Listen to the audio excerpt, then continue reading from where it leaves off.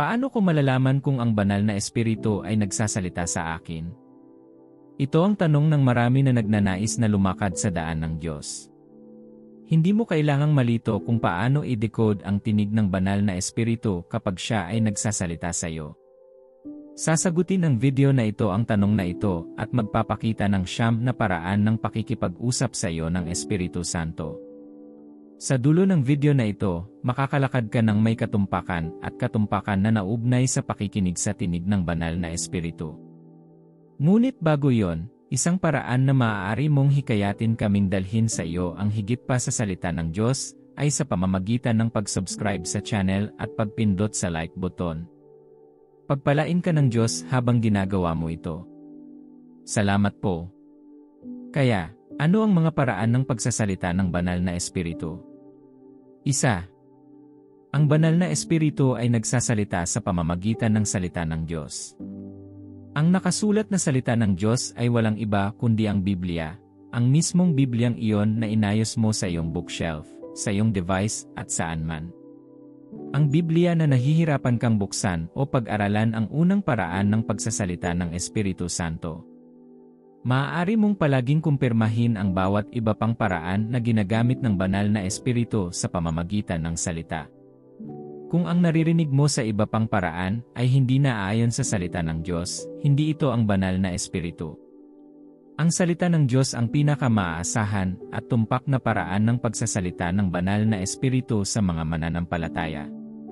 Sinasabi ng Biblia sa 2 Timoteo 3:16 17, ang lahat ng kasulatan ay kinasihan ng Diyos at kapaki-pakinabang sa pagtuturo, pagsaway, pagtutuwid, at pagsasanay sa katuwiran upang ang lingkod ng Diyos ay maging lubusan sa kagamitan para sa bawat mabuting gawa. Sinasabi ng talatang ito ang lahat ng kasulatan, hindi lamang isang bahagi nito. Hindi mo binabasa ang salita ng tao kundi ang isip ng Diyos. Ngayon, alamin na ang random na pagbabasa ng salita ay hindi nangangahulugan na ang banal na espiritu ay nagsasalita sa iyo. Sinasabi ng Biblia, ang titik ay pumapatay, ngunit ang espiritu ay nagbibigay buhay. Mababasa mo ang salita at hindi mo pa rin naririnig ang isipan ng banal na espiritu. Tandaan, ang mga Pariseo ay mga tagapag-ingat ng batas, ngunit sila ay nanindigan laban kay Kristo dahil ang salita ay hindi pumasok sa kanilang mga puso, ito ay nasa kanilang mga ulo at labi lamang. Hindi nila pinahintulutan ang banal na espiritu na magbigay buhay sa salitang kanilang nabasa.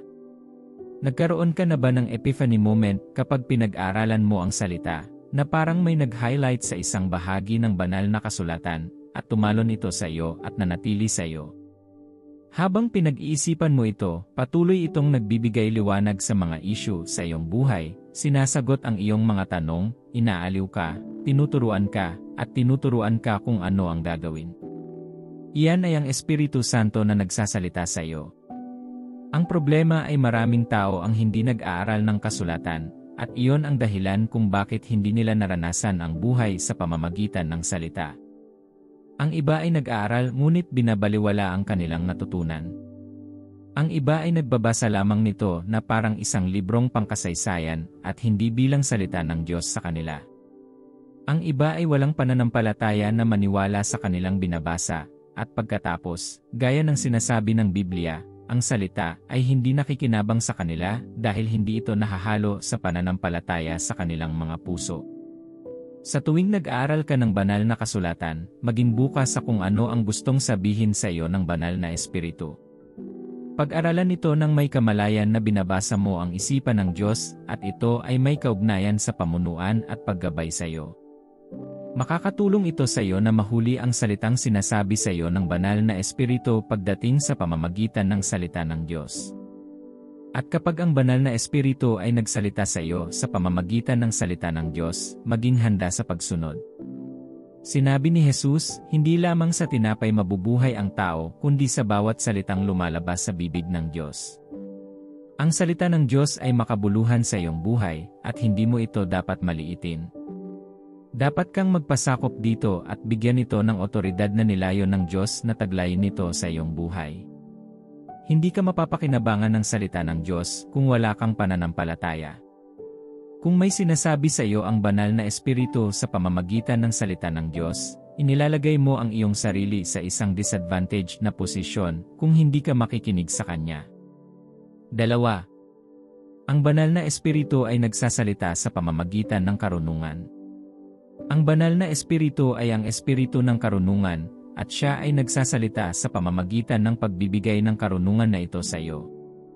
Nakagawa ka na ba ng isang bagay na sabi, o pinigilan ang paggawa ng isang bagay na karaniwan mong ginawa at hindi mo alam kung bakit? Hindi mo man lang masasabi sa mga tiyak na termino kung bakit ka kumilos ng ganoon, naramdaman mo lang na ito ang tamang gawin at ginawa mo yon. Sa pamamagitan nito, nagawa mong humakbang sa mas mataas na antas o naiwasan ang kasamaan. Iyan ang banal na espiritu na nagsasalita sa iyo at gumagabay sa iyo sa pamamagitan ng karunungan. Ang karunungan na ito ay ang pagkaalam sa iyong puso kung ano ang pag-isip ng Diyos. Hindi mo talaga maririnig ang anumang boses na nagsasaad kung ano ang dapat o hindi dapat gawin, ngunit alam mo. Ang antas ng pakikinig mula sa banal na espiritu sa pamamagitan ng kanyang karunungan ay maaasahan, pangalawa lamang sa salita ng Diyos. Ngunit hindi lahat ay maaaring ipasok ito. Ito ay dahil, para makatuntong ka sa antas na ito, ang iyong isip ay dapat na maging kaisa ng Espiritu ng Diyos. Dito, hindi kailangang kunin ng Espiritu Santo ang iyong pahintulot bago kumilos. Hindi kanya kailangang pilitin at udyukan, ginagalaw kanya, at tumugon ka ng naayon. Sinasabi ng Biblia na inilipat ng Espiritu ng Diyos si Jesus sa ilang. Ito ang Espiritu Santo na gumagabay sa kanya kung saan siya pupunta. Masdan, hindi niya kailangang sabihin sa kanya na lumipat sa ilang, inilipat lamang niya siya dahil ang kanyang espiritu ay kaisa ng banal na espiritu. Alalahanin si Solomon na lumakad sa karunungan ng Diyos. Nakapagsalita siya ng mga salita na hindi limitado sa pamamagitan ng kanyang pangunawa o pagkakalantad dahil ang banal na espiritu ang pumalit. Dumarating ang estadong ito kapag mayroon kang nabagong isip. Sinasabi ng Biblia sa Roma 12:2, huwag kayong umayon sa huwaran ng sanlibutang ito kundi magbago kayo sa pamamagitan ng pagbabago ng inyong pag-isip. Pagkatapos ay masusubok at maaaprobahan mo kung ano ang kalooban ng Diyos, ang kanyang mabuti, kalugod-lugod, at perpektong kalooban. Magagawa mong malaman kung ano ang nais ng banal na espiritu na malaman mo pagkatapos magbago ang iyong isip. Hindi nito sinasabing maririnig o makikita mo, malalaman mo lang. Iyan ang Espiritu Santo na nagsasalita sa iyo sa pamamagitan ng karunungan. Kaya, habang lumalakad ka kasama ng Diyos sa debosyon at pangako, ang kanyang karunungan ay hahalili, at magsisimula kang lumakad ayon sa karunungan ng Diyos. Gayon din, sinasabi ng Biblia na kung ang sinuman ay nagkukulang ng karunungan, humingi siya sa Diyos, na nagbibigay ng walang bayad. Kapag humingi ka ng karunungan upang mabuhay at maglakbay sa buhay sa mas mataas na antas, hindi ipagkakait ng Diyos ang karunungan na ito sa iyo. Sinasabi ng Biblia na ang Espiritu ng Panginoon ay nagpapatotoo kasama ng iyong espiritu na kayo ay mga anak ng Diyos. Ang saksing ito ng Espiritu na nagpapaalam sa iyo na ikaw ay anak ng Diyos ay kapareho ng pag-alam sa iyong sarili kung ano ang gusto niyang gawin mo. Pagkatapos ay hinihikayat kanya na kumilos ayon sa kanyang karunungan.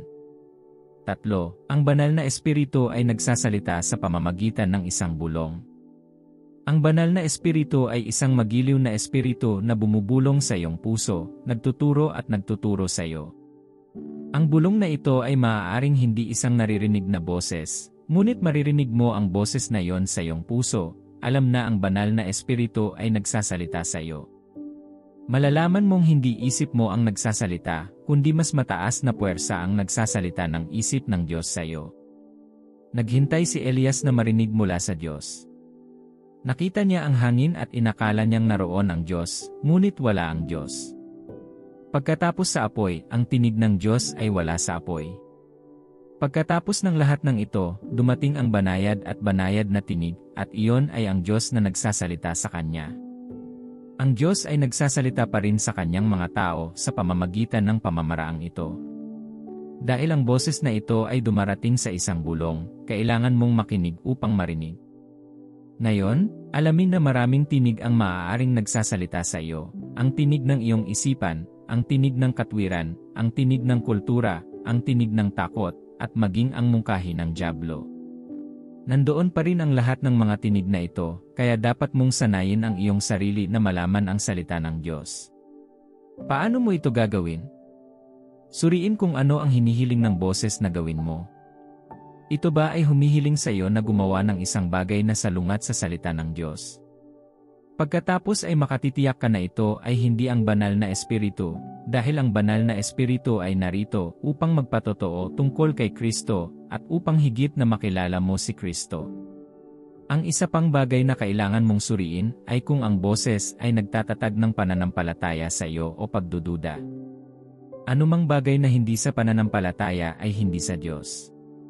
Kapag pinasimulan ka ng boses na hulaan ang mga pangako ng Diyos, hindi ito ang banal na espiritu. Ayaw ng kaaway na lumakad ka sa kabuuan ng mga pangako ng Diyos para sa iyo at gagawin niya ang lahat para pigilan ka sa pagdinig sa Diyos. Sinasabi ng Biblia na ingatan ang iyong puso ng buong sikap sapagkat mula rito ang mga isyu ng buhay. Ang iyong puso ay kung saan nagaganap ang talakayang ito. Kaya naman hindi mo dapat gawing dumping ground ang puso mo para sa lahat. Maglagay ng relo sa iyong puso at panoorin kung ano ang pinapasok mo. Panatilihin ang salita sa iyong puso at hayaan itong manahan ng sagana sa iyo upang magkaroon ka ng tamang pag-isip na magpaparinig sa iyo ng tinig ng Diyos pagdating sa iyo. Ang sabi ng Biblia sa Isaiah 30:21, kumaliwa ka man o sa kanan, maririnig ng iyong mga tainga ang isang tinig sa likuran mo na nagsasabi, ito ang daan, lakaran mo. Ito ang Espiritu Santo na nagsasalita sa iyo. Makikinig ka lang kapag nakatutok ka kay Kristo at bukas sa kung ano ang kanyang sasabihin. Ang boses ay magmumungkahi lamang kung ano ang gagawin at kung saan pupunta, at hindi ka nito pipilitin na kumilos laban sa iyong kalooban. Kapag nakatayo ka sa harap ng isang sangang daan, huwag magmadaling kumilos upang hindi ka lumipat sa maling direksyon. Matiyagang tumingin sa Diyos at gagabayan ka niya kung saan pupunta at kung ano ang gagawin sa pamamagitan ng banal na espiritu. 4. Ang banal na espiritu ay nagsasalita sa pamamagitan ng mga kababalaghan. Ang iba pang paraan ng pakikinig mula sa banal na espiritu na binanggit kanina ay mula sa loob, ngunit ito ay mula sa labas. Ang banal na espiritu ay nagsasalita sa pamamagitan ng mga kababalaghan kapag ginamit niya ang mga supernatural na pangyayari sa paligid mo upang kumpirmahin ang salita ng Diyos sa iyo. Sa ganitong paraan, nagsasalita siya sa iyo sa pamamagitan ng mga propesya, sitwasyon, at mga pangyayari sa iyong buhay o sa buhay ng ibang tao. Si Agabus ay isa sa mga propeta na nagmula sa Jerusalem. Nagpropesya siya tungkol sa isang taggutom na darating sa mga Romano at nangyari iyon. Ganito ang talaan ng Biblia, ang isa sa kanila na nagngangalang Agabus ay tumayo at sa pamamagitan ng Espiritu ay hinulaan na ang isang matinding taggutom ay laganap sa buong daigdig ng mga Romano. Nangyari ito noong panahon ng paghahari ni Claudio. Dumating ang panahon na handa na si Pablo na pumunta sa Jerusalem, kahit na hindi niya alam kung ano ang mangyayari sa kanya doon. Siya ay naghanda upang pumunta, ngunit si Agabo ay dumating at nagpropesya. Pagkatapos namin doon ng ilang araw, isang propeta na nagngangalang Agabus ay bumaba mula sa Judea. Paglapit sa amin, kinuha niya ang sinturon ni Pablo, itinali niya ang kanyang sariling mga kamay at paa, at sinasabi ng banal na espiritu. Sa ganitong paraan ang mga pinuno ng mga Judyo sa Jerusalem ay igatali ang may-ari ng sinturon at ibibigay niya ang lahat ng bagay tungkol kay Agabus. Maaaring piliin din ng banal na espiritu na magsalita sa iyo sa pamamagitan ng mga propesya. Maaaring dumating ang propesya sa anumang anyo, direkta man o hindi direkta. Minsan ang banal na espiritu ay nagsasalita sa iyo kapag siya ay nagbukas ng mga pinto para sa iyo. Ito ay maaaring nasa isang lugar kung saan hindi mo pinag-isipan. Kapag binuksan ng banal na espiritu ang pintong iyon, hinihikayat kanya na lumipat sa direksyong iyon. Sa kabilang banda, ang banal na espiritu ay maaaring magsara ng pinto upang makipag-usap sa iyo. Nang si Pablo ay handa nang pumunta sa ilang mga lugar, hindi siya pinahintulutan ng banal na espiritu dahil mayroon siyang ibang lugar para ipadala siya. Ang dyablo ay hindi palaging may pananagutan para sa bawat saradong pinto, kaya kapag nakita mo ang isang pinto na nakasara, makinig at makilala, maaaring ang banal na espiritu ang nagsasalita sa iyo. Ang lahat ng panlabas na katibayan na ito ng banal na espiritu na nagsasalita sa iyo ay madalas nakatugma sa kung ano ang nasa iyong puso at hindi salungatan. Kung magkasalungat sila, may mali sa isang lugar. Ang Diyos ay hindi ang may akda ng kalituhan, lahat ng sinasabi niya sa lahat ng paraan ay dapat na naayon sa isa't isa. 5. Ang Espiritu Santo ay nagsasalita sa pamamagitan ng paghahayag. Ang banal na espiritu ay hindi lamang nagsasalita sa iyo kapag ikaw ay nananalangin o nagmumuni-muni. Kapag ang iyong buhay ay kaisa ng Diyos, kapag nasa iyo ang pag-isip ni Kristo sa lahat ng paraan at sa lahat ng oras, ang tinig ng banal na espiritu ay makakarating sa iyo. Habang ginagawa ang iyong mga regular na aktibidad, nagsisimula kang makatanggap ng banal na pananaw at paghahayag na naugnay sa iyo. Maaaring makakita ka lang ng isang patak ng dahon mula sa isang puno, at ang banal na espiritu ay magsisimulang ipakita sa iyo iyon sa ibang liwanag, at ang paghahayag kung paano ito ilalapat sa iyong buhay ay darating. Ang mga ito ay nangyayari ng random at casual, kaya maaaring hindi mo alam na ang banal na espiritu ay nagsasalita sa iyo. Ang pamamaraang ito ng pakikinig mula sa banal na espiritu ay nagpapatunay na ang Diyos ay kasama mo palagi at ipapakita ang kanyang sarili sa lahat ng bagay kung ihanay mo ang iyong sarili sa kanya. Ang banal na espiritu ay isang guro na magtuturo sa iyo ng lahat ng bagay, hindi lamang sa mga banal na kasulatan, kundi sa lahat ng bagay. Tuturuan ka ng banal na espiritu kung paano maging magulang ang iyong mga anak, i-invest ang iyong pera, pangalagaan ang iyong katawan, pamahalaan ang iyong oras, at lahat ng bagay. Sa pamamagitan ng banal na espiritu, ang bawat oras ay oras ng lecture, at ang lahat ay material sa lecture. Kaya't habang nagmamaneho ka sa daan, maaaring hilingin niya sa iyo na obserbahan ang isang bagay at simulang gamitin iyon upang ipaliwanag sa iyo ang isip ng Diyos. Kailangan mong bigyang pansin at laging bukas. Kung magagawa mo, maglagay ng journal kung saan mo isusulat ang mga paghahayag na ito, dahil magiging kapaki-pakinabang ang mga ito kapag nakakaharap ng ilang partikular na sitwasyon. 6. Ang Espiritu Santo ay nagsasalita sa pamamagitan ng kapayapaan. Kapag handa ka nang pumunta sa isang partikular na paraan at magkaroon ng kapayapaan sa iyong espiritu, pinapasaya ka ng banal na espiritu. Gayunpaman, kapag ikaw ay malapit nang pumunta sa isang partikular na paraan at mawala ang iyong kapayapaan, ikaw ay hindi mapakali at hindi na mauuna pa. Iyan ay ang banal na espiritu na naninirahan sa iyo, na nagsasabi sa iyo na huwag lumipat sa direksyon na iyon. Kapag ang banal na espiritu ay nagsalita sa iyo sa pamamagitan ng ganitong paraan, dapat kang mag-ingat at hindi patahimikin ang espiritu. Maraming tao ang maaaring magsimulang sawayin ang dyablo. Iniisip na ang dyablo ang sanhi ng kanilang kawalan ng kapayapaan at pagkabalisa tungkol sa isang issue. Kapag sinubukan ng dyablo na magdala sa iyo ng takot, ito ay nasa iyong isip at hindi sa iyong espiritu. Gayunpaman, kung ang banal na espiritu ang nagsasalita sa iyo, ito ay mula sa iyong espiritu. Ni hindi maarok ng iyong isip kung bakit hindi ka mapakali sa issue dahil naayos mo na ang lahat. Kolosas 3:15, hayaan ang kapayapaan ni Kristo na maghari sa inyong mga puso, dahil bilang mga sangkap ng isang katawan ay tinawag kayo sa kapayapaan. At magpasalamat kayo. Kapag napansin mo itong kawalan ng kapayapaan tungkol sa isang issue, maghintay sa Diyos na malaman kung ano ang nais ng Diyos na gawin mo at kumilos ayon sa direksyon ng Diyos. 7. Ang Espiritu Santo ay nagsasalita sa pamamagitan ng iba. Ang banal na espiritu ay maaaring makipag-usap sa iyo sa pamamagitan ng iba. Sinasabi ng Biblia na ang katotohanan ay itatatag sa bibig ng 2 o 3 saksi. Maaaring magtaas ng mga saksi ang Diyos upang kumpirmahin kung ano ang kanyang sinasabi sa iyo. Makakatulong ito sa iyong lumayo sa pagkalito at gumawa ng mga proactive na aksyon.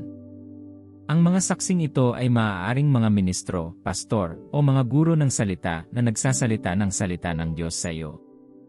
Maaaring hindi ito direktang pagkikita, maaari kang tahimik na maupo sa simbahan, at ang pastor ay magsisimulang magsalita na parang may nag-ulat ng iyong buhay sa kanila. Binanggit nila ang problema at solusyon, at umalis ka sa lugar na yon nang may malinaw na pag-isip, walang kalituhan. Ito ang dahilan kung bakit mahalaga para sa iyo na huwag lumayo sa pagtitipon ng mga anak ng Diyos. 2 Pedro 1:21, sapagkat ang hula ay hindi nagmula sa kalooban ng tao, ngunit ang mga propeta, bagaman tao, ay nagsalita mula sa Diyos habang sila ay dinala ng banal na espiritu. Ang banal na espiritu ay maaari ding magsalita sa pamamagitan ng kaswal na pag-uusap sa iyong mga kaibigan, pamilya, o kasamahan. Ang isa sa kanila ay maaaring may sabihin, at ang salita ay tumama sa iyo ng husto, at hindi mo ito maitatanggi. Malalaman mong ang Espiritu Santo ang nagsasalita sa iyo. Maaaring ito ay isang random na pananalita mula sa iyong anak, at malalaman mo na ito ang Diyos, dahil ang sasabihin ng bata ay lampas sa kanilang antas ng pangunawa o kapanahunan. Ang banal na espiritu ay maaari ring magsalita sa iyo sa pamamagitan ng mga kanta, pelikula, libro, at iba pang paraan. Kung ang iyong espiritu ay bukas at handang makinig mula sa Diyos, makakahanap siya ng iba't ibang paraan upang makipag-usap sa iyo. Magsasalita siya sa paraang malinaw para sa iyo na maunawaan at kumilos. Gayunpaman, kailangan mong maging maingat upang hindi ka magsimulang maghanap ng mga sagot sa iba. Dapat kang tumingin sa Diyos palagi, at siya ay magsasalita sa iyo sa anumang tingin niya ay angkop. Gayon din, kung ano ang iyong naririnig mula sa iba ay dapat na patunayan kung ano ang sinabi sa iyo ng Diyos. Anak ka rin ng Diyos, at kung gusto ng Ama na kausapin ang kanyang anak, hindi niya kailangang makipag-usap sa iba para makausap siya maliban kung hindi maabot ng bata. Huwag maging out of reach sa Diyos. Huwag hayaan ang mga alalahanin ng mundong ito o anumang bagay na ilayo ka sa presensya ng Diyos at gawin kang manhid sa pangunguna ng Diyos upang hindi mo na siya marinig na magsalita sa iyo. 8. Ang banal na espiritu ay nagsasalita sa pamamagitan ng mga panaginip at mga pangitain. Madalas mong makikita ito sa kasulatan, kung saan ang anghel ng Diyos ay nagpakita sa mga tao sa kanilang mga panaginip upang turuan sila. Ang ilan ay maaaring direktang mga pangarap sa pagtuturo o alinman ang anyo ng mga pangarap, ito ay upang gabayan sila at turuan sila kung ano ang gagawin. Nang malaman ni Jose na buntis si Maria at gusto niyang iwan siya, nagpakita sa kanya ang isang anghel sa panaginip upang ipaliwanag kung ano ang nangyayari. Sa ibang pagkakataon, nang gustong patayin ni Herodes ang bata, dumating muli ang anghel upang ipaalam sa kanya. Nang dumating ang mga pantas, kinailangang magpakita sa kanila ang anghel sa panaginip upang sabihin sa kanila na huwag nang bumalik kay Herodes. Ginagamit pa rin ng banal na espiritu ang mga panaginip bilang paraan ng pagsasalita sa mga mananampalataya. Minsan, maaaring pinatulog ka ng Diyos para ipakita sa iyo kung ano ang gagawin. Ang mga pangarap na ito ay hindi produkto ng iyong imahinasyon o pagmumuni-muni. Malalaman mo mismo na sila ay mula sa Diyos sa iyo dahil maaaring ipakita nila sa iyo ang nakaraan, kasalukuyan o hinaharap. Maaaring may mga lihim na gagabay sa iyo sa susunod na hakbang na iyong gagawin. Kapag ang Espiritu Santo ay nakipag-usap sa iyo sa pamamagitan ng mga panaginip, magtiwala sa Kanya na bibigyan ka ng interpretasyon ng panaginip at kung paano ito gagawin. Huwag basta-basta kunin ang pangarap, maaaring humantong ka sa maraming pagkakamali. Maraming tao ang nakagawa niyan at nauwi sa gulo. Ang banal na espiritu ang nagdala ng panaginip, kaya hayaan siya na dalhin din ang paraan ng pagpapatupad. Ang mga pangitain ay katulad ng mga panaginip at maaaring mahirapan ang ilan na ibahin ang isa sa isa. Gayunpaman, ang isang bagay tungkol sa mga pangitain ay hindi mo kailangang makatulog upang makita ang mga ito. Maaari kang ganap na gising at para kang nanonood ng isang pelikula habang nakikita mo ang mga kaganapan sa harap mo. Sa ibang pagkakataon, maaaring parang naglalakbay ka kung saan may nangyayari. Sa oras na lumabas ka sa karanasang iyon sa pangitain, ang iyong mga karanasan ay magiging matingkad na parang ngayon mo lang nabuhay ang mga ito. Iyan ay isa pang paraan ng pakikipag-usap ng banal na espiritu sa mga mananampalataya. Siyam, ang banal na espiritu ay nagsasalita sa pamamagitan ng pagpapaalaala sa mga bagay-bagay. Naranasan mo na bang mapunta sa isang sitwasyon na hindi mo maintindihan kung ano ang nangyayari sa iyong buhay? Gusto mong umunlad at nagawa mo na ang lahat ng iyong nalalaman para isulong ang mga bagay-bagay, ngunit nananatili ka sa lugar. Bigla, pagkatapos mong manalangin tungkol sa sitwasyon, naaalala mo ang isang tagubilin mula sa nakaraan o isang kaganapan na nagsilbing breaking point para sa iyo upang sumulong. Iyan ay ang Espiritu Santo na nagsasalita sa iyo. Sinabi ni Jesus na ang banal na espiritu ay magpapaalaala sa lahat ng bagay. Minsan ang sagot sa iyong panalangin ay kinabibilangan ng paggaling mula sa nakaraang trauma, pagpapaalam sa hindi pagpapatawad, paghingi ng kapatawaran, o pagsunod sa mga nakaraang tagubilin. Bilang mga tao, madali mong makalimutan ang mga bagay, at kahit na patuloy na nakakaapekto ang mga bagay na iyon sa iyong buhay, hindi mo maalala ang mga ito, ngunit kailangan mong harapin ang mga kahihinatnan. Gayunpaman, ang Diyos, sa kanyang mga awa, ay hindi upo at pahihintulutan kang tiisin ang gayong pagpapahirap. Sa sandaling manalangin ka, dadalhin ka ng banal na espiritu sa isang paglalakbay sa nakaraan at hahayaan ang alaala na manumbalik sa iyong isipan. Maaalala mo ang bawat detalye nito. Sa karamihan ng mga kaso, hindi ka iiwan ng banal na espiritu sa alaalang iyon. Ipapakita niya sa iyo kung ano ang kailangan mong gawin moving forward. Ang patnubay ng banal na espiritu ay kumukuha ng iyong buhay mula sa karaniwan hanggang sa supernatural. Nagsasalita pa rin ang Espiritu Santo. Maririnig mo siya ng malakas at malinaw kung pakikinggan mo ang kanyang tinig. Imposibleng i-box ang banal na espiritu at i-stereotype siya sa isang paraan ng pagsasalita. Ito ang dahilan kung bakit nami-miss ng maraming tao ang kanyang tinig. Maaaring sila ay nakondisyon na maniwala na ang banal na espiritu ay nagsasalita sa pamamagitan ng mga panaginip at iyon lang ang alam nila. Kapag ang banal na espiritu ay nagsalita sa kanila sa pamamagitan ng salita ng Diyos, sila ay patuloy na maghihintay para sa isang panaginip bago maniwala na ito ay ang banal na espiritu. Ang banal na espiritu ay mayroong 1,000 at isang paraan ng pagsasalita sa kanyang mga anak. Sa iyo ay sanayin ang iyong espiritu upang maunawaan kung paano siya nagsasalita. Habang lumalakad ka kasama ng Diyos, mas malinaw ang kanyang tinig at mas maririnig mo siya. Sinabi ni Jesus, "Dinirinig ng aking mga tupa ang aking tinig at sumusunod sa akin."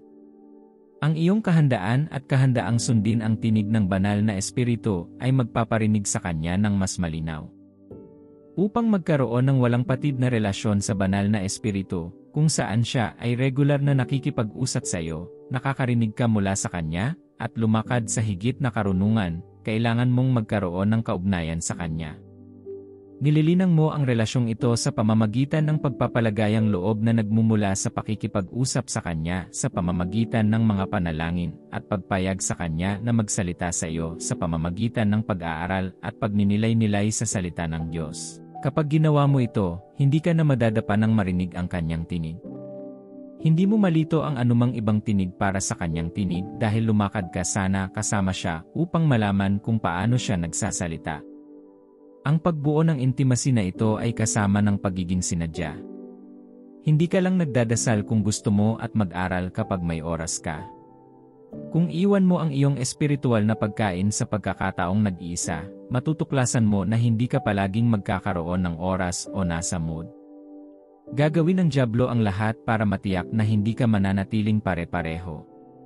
Ngunit kapag mayroon kang oras na inilaan para sa pag-aaral at pagdarasal araw-araw, mabubuo mo ang lapit na iyon, at sa paglipas ng panahon, makikilala mo ang tinig ng banal na espiritu nang walang anumang kalituhan. Manalangin tayo. Salamat, Ama, dahil hindi mo ako iniwan na napadpad sa mundo. Hindi mo ako iniwan na walang mga aliw at guro. Ipinadala mo sa akin ang banal na espiritu upang gabayan, turuan, iwasto, at turuan akong mamuhay ng dekalidad na buhay. Dalangin ko na habang gumugugol ako ng oras sa lihim na lugar sa pag-aaral, pagninilay-nilay sa salita, at pagdarasal, mas makilala ko pa ang banal na Espiritu. Dalangin ko ang biyaya na maging handa at handang sumunod sa iyong tinig. Kung saan mo ako dadalhin, pupunta ako. Kahit anong ipagawa mo sa akin, gagawin ko. Tulungan mo akong magtiwala sa iyo ng buong puso at huwag manalig sa sarili kong pangunawa. Nagtitiwala ako sa karunungan at patnubay ng banal na Espiritu sa paggawa ng mga desisyon sa buhay. Sinasabi ng iyong salita na gagabayan ako ng Espiritu Santo sa lahat ng katotohanan. Sa mundong puno ng kasinungalingan at maling representasyon kay Kristo, idinadalangin ko na ang liwanag mula sa presensya ng banal na Espiritu ay liwanagan ang aking landas at ipaalam sa akin at lakaran ako sa katotohanan palagi. Humihingi ako ng biyaya na maging masigasig upang sanayin ang aking espiritual na mga pandama na makilala at madama ang tinig ng banal na Espiritu.